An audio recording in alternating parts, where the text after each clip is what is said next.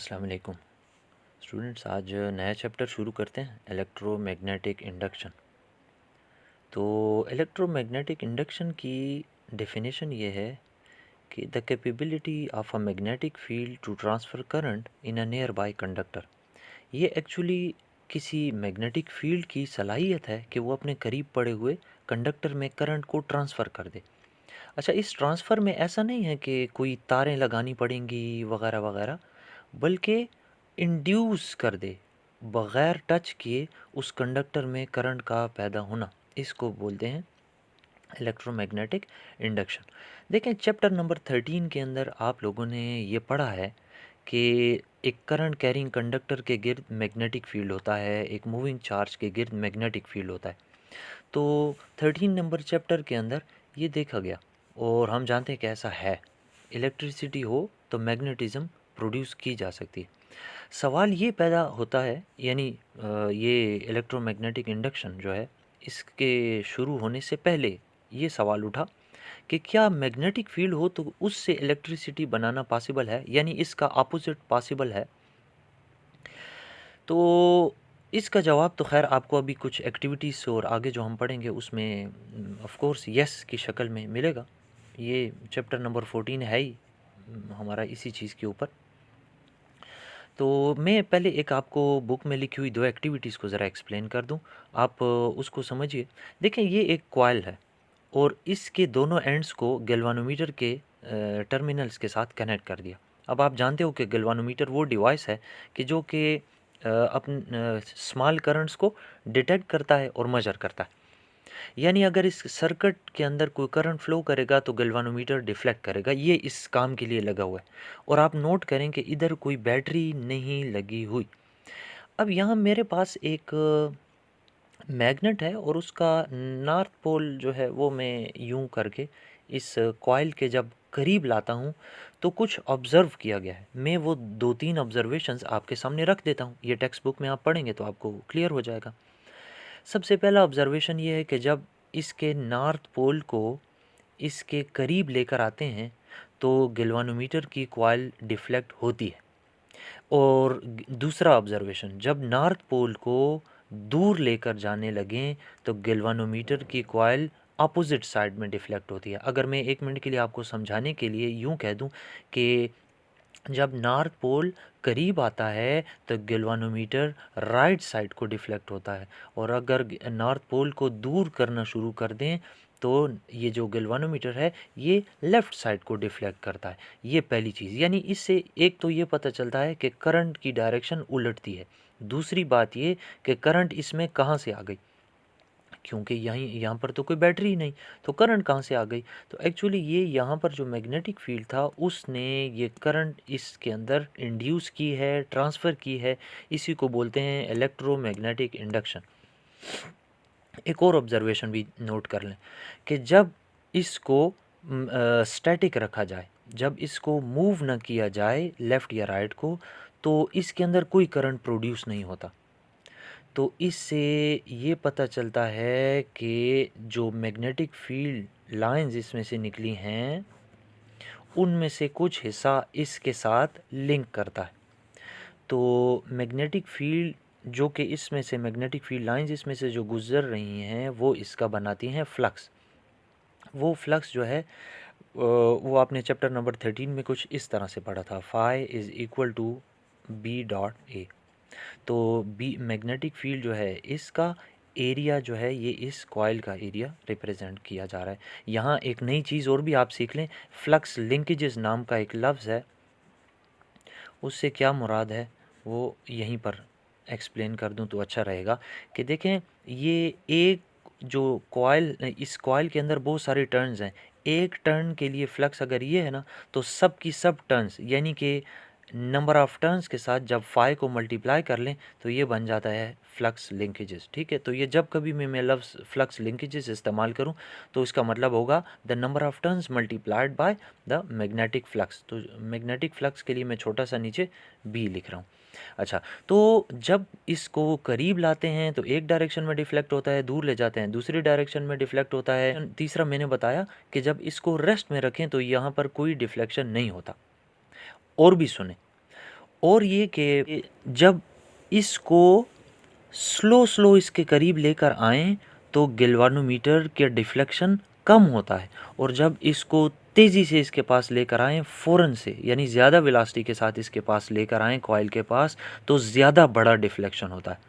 और जब इसको मूव करते रहेंगे तब तक डिफ्लेक्शन होता है। जो ही मोशन ये रोक दे तो ये जो डिफ्लेक्शन है सिफर हो जाता है। तो इसका मतलब है कि करंट का इसके मोशन से कुछ लेना देना है। जब ये रेस्ट में हो तो करंट प्रोड्यूस नहीं होती। इस प्रोसेस को बोलते हैं इलेक्ट्रोमैग्नेटिक इंडक्शन। और इस सर्किट में जो करंट फ्लो की है उस करंट को बोलते हैं इंड्यूस्ड करंट। और करंट तो तभी फ्लो करती है ना ओहम लॉ के मुताबिक, जब पोटेंशियल डिफरेंस हो। पोटेंशियल डिफरेंस इसके किसी भी दो टर्म एंड्स के अक्रॉस पोटेंशियल डिफरेंस होगा तो करंट फ्लो करेगी। तो ये जो ईएमएफ है इसको बोलते हैं इंड्यूस्ड ईएमएफ। पोटेंशियल डिफरेंस से मेरी इस वक्त मुराद है ईएमएफ। तो जो ईएमएफ प्रोड्यूस होगी यानी पोटेंशियल डिफरेंस जो क्रिएट होगा वो कहलाएगा इंड्यूस्ड ईएमएफ, और उसके नतीजे में जो करंट फ्लो करेगी उसको बोलते हैं इंड्यूस्ड करंट। ये था जी पहली एक्टिविटी। अब आप सोच रहे होंगे कि इसके पास तो बैटरी नहीं थी, तो ये कहाँ से लेकर आ गई इलेक्ट्रिकल एनर्जी। आप जानते हो करंट जो है वो इलेक्ट्रिकल एनर्जी है, तो जब कोई बैटरी ही नहीं तो इलेक्ट्रिकल एनर्जी कहाँ से आई। लेकिन आप नोट करें कि इस मैग्नेट को राइट को और लेफ़्ट को ले जाने के लिए जिस शख्स ने भी वर्क किया है वर्क एनर्जी प्रिंसिपल के मुताबिक उसकी मैकेनिकल एनर्जी से मुराद है वर्क डन, वो कन्वर्ट हुआ है in the form of electrical energy. तो law of conservation of energy कहीं भी वायलेट नहीं हुआ। अच्छा, नेक्स्ट एक्टिविटी भी देखें। एक्टिविटी नंबर 2 के अंदर वो ये बताता है कि अच्छा, अब आप एक और कंसिडर करें कॉइल। अब एक सर्किट के साथ ये एक और सर्किट भी पड़ा हुआ है, ये एक्टिविटी नंबर 2 है। इसके साथ अब भी देखें तो कोई भी बैटरी नहीं है, जबकि इस सर्किट में एक कॉइल है जिसके साथ एक वेरिएबल बैटरी कनेक्टेड है। आप यहाँ पर ये भी लगा सकते हैं, जबकि यहाँ पे एक एसी सोर्स भी लगाया जा सकता है। मैं दोनों मेंशन कर देता हूँ ताकि ये बात किसी किस्म का शक न रहे। देखें, 1 मिनट के लिए इसको हटा दें। मैं अगर इसकी बैटरी की वोल्टेज को चेंज करता हूँ तो उससे इस सर्किट में फ़्लो करने वाला करंट का मैग्नीट्यूड चेंज हो जाएगा। उस करंट की वजह से जो मैग्नेटिक फील्ड डेवलप होगा उसकी कुछ लाइंस इसमें से पास करेंगी, तो वो इसका फ्लक्स बनाएंगी।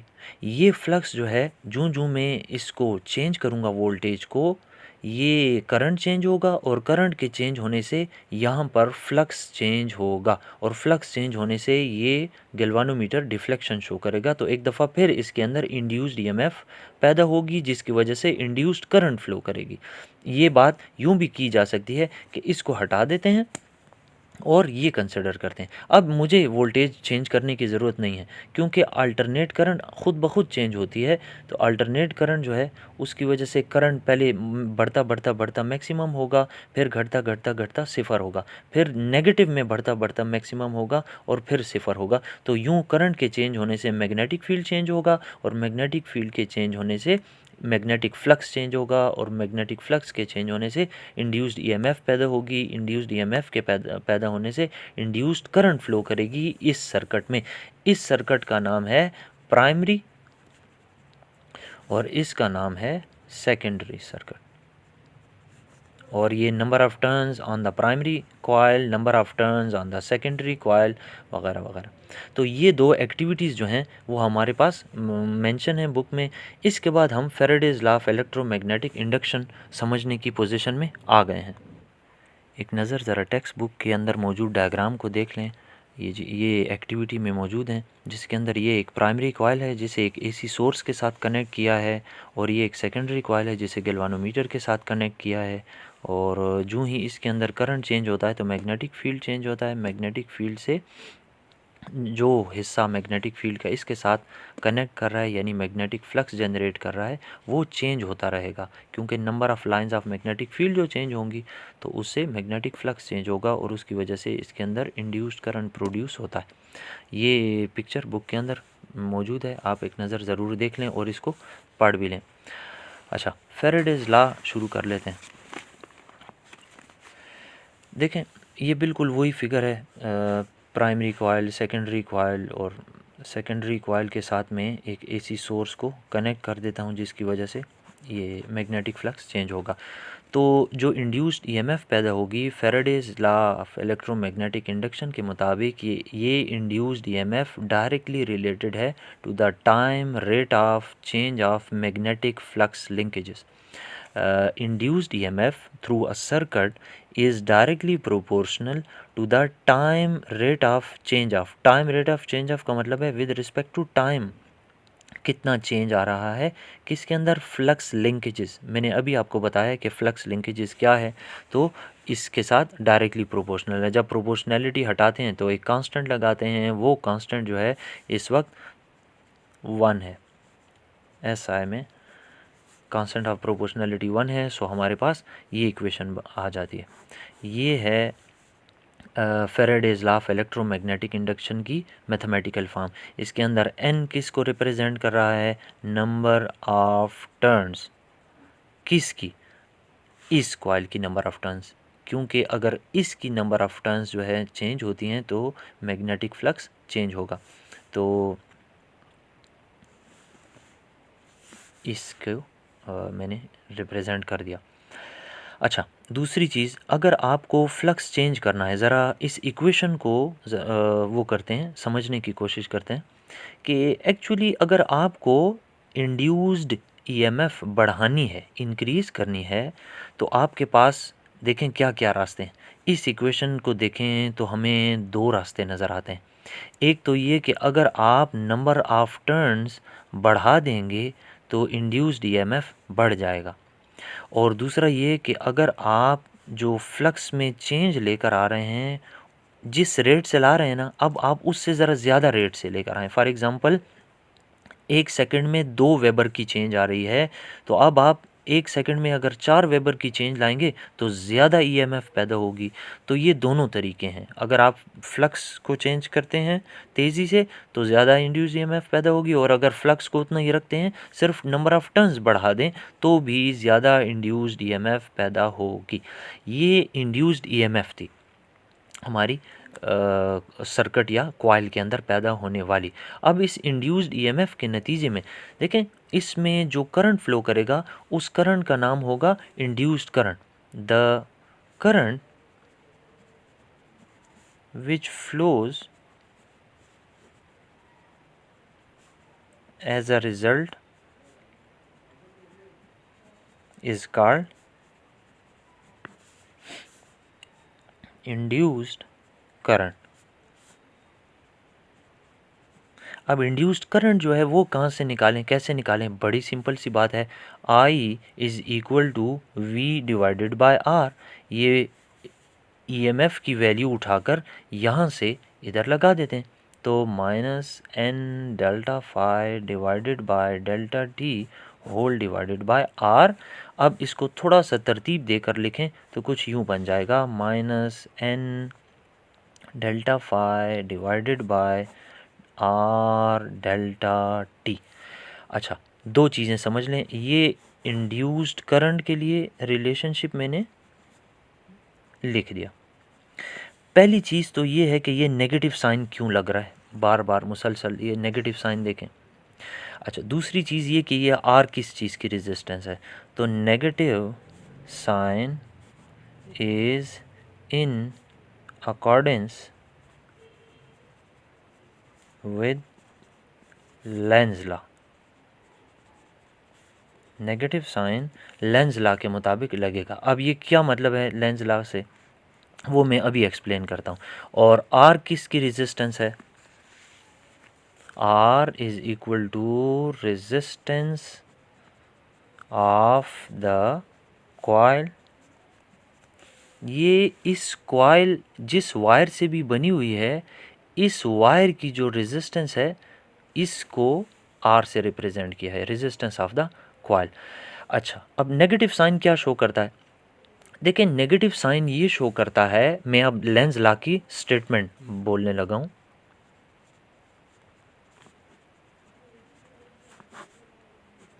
लेंज लॉ ये कहता है कि ये जो ईएमएफ प्रोड्यूस हुई है, फ्लक्स में चेंज की वजह से ईएमएफ प्रोड्यूस हुई है। आपको मैं बार बार ज़रा ज़ोर देकर समझा रहा हूँ कि फ्लक्स में चेंज की वजह से ईएमएफ प्रोड्यूस हुई है, इंड्यूस्ड ईएमएफ और इंड्यूस्ड करंट फ्लो कर रहे हैं। तो ये जो इंड्यूस्ड करंट है ना, इसका भी तो अपना मैग्नेटिक फील्ड होगा ना। जो इंड्यूस करंट इस सर्किट में फ्लो करेगी उसका अपना भी मैग्नेटिक फील्ड होगा। तो ये मैग्नेटिक फील्ड अपोज करता है जिस वजह से ये पैदा हो रहा है। Induced EMF always opposes the cause which produces it. It states that induced EMF always ये ज़रूरी है, opposes the cause which produces it. ये उस वजह को अपोज करता है जिसकी वजह से ये पैदा होता है। और वो कॉज क्या है? The change in flux. Flux में चेंज को अपोज करता है। This is as per law of conservation of energy. ये बिल्कुल law of conservation of energy के एन अकॉर्डिंग है, ठीक है। तो लेंज लॉ के मुताबिक ये नेगेटिव साइन लगता है, और ये नेगेटिव साइन का मतलब ये है कि जो ईएमएफ प्रोड्यूस होती है वो जिस वजह से पैदा हो रही है उस वजह को अपोज करती है। यानी अगर ये फ्लक्स में इजाफा हो रहा है तो ये इजाफे को अपोज करने की कोशिश करती है, और अगर फ्लक्स में आप कमी लाने की कोशिश कर रहे हैं तो ये उस कमी को अपोज करती है। यानी अगर मैग्नेटिक फील्ड राइट साइड पर बढ़ रहा है तो ये इस तरह पैदा होगा, यानी इसका मैग्नेटिक फील्ड अपोजिट डायरेक्शन में अपने आप को ओरिएंट कर देगा। और अगर मैग्नेटिक फील्ड राइट साइड को ही है लेकिन घट रहा है तो ये उस डायरेक्शन में हो जाएगा, क्योंकि उस डायरेक्शन में घट रहा है, ये उस डायरेक्शन में इजाफा लाने की कोशिश करेगा। ये ज़रा लेंज लॉ को समझिएगा। मैं आपको इस बात को इस तरह भी एक्सप्लेन कर सकता हूँ कि ये अगर आपके पास एक साउथ और नॉर्थ पोल है और यहाँ एक कॉइल है और मैंने उसको एक गैल्वानोमीटर के साथ अटैच करके रखा हुआ है, तो जब आप इसके करीब ले जाते हैं नॉर्थ पोल तो ये अपने इस फेस पर नॉर्थ पोल क्रिएट कर लेता है, क्योंकि आप जानते हो कि नॉर्थ को रिपेल करेगा। तो होता क्या है कि ये नॉर्थ जब क्रिएट करेगा तो ही इसको नज़दीक आने नहीं देगा। ये तब जब नॉर्थ पोल करीब जा रहा हो। देखो एरो से आपने अंदाज़ा लगाना है। लेकिन अगर नॉर्थ पोल ही इससे दूर जाना शुरू करेगा तो ये अपने फेस पर फिर साउथ पोल क्रिएट करता है, क्योंकि साउथ नॉर्थ को अट्रैक्ट करता है। सो ये उसको दूर नहीं जाने देगा, ये उसको अपने करीब रखने की कोशिश करेगा। तो इसीलिए आपको मैंने उस एक्टिविटी में स्टार्ट में बताया था कि अगर नज़दीक लाने पर ये राइट साइड को डिफ्लेक्शन होता है तो दूर ले जाने पर लेफ़्ट साइड को ये डिफ्लेक्ट करेगा। तो ये था लेंज लॉ। तो यहाँ पर मैं लेक्चर को रोकता हूँ। इंशाल्लाह नेक्स्ट लेक्चर के साथ फिर मिलेंगे। अस्सलाम वालेकुम।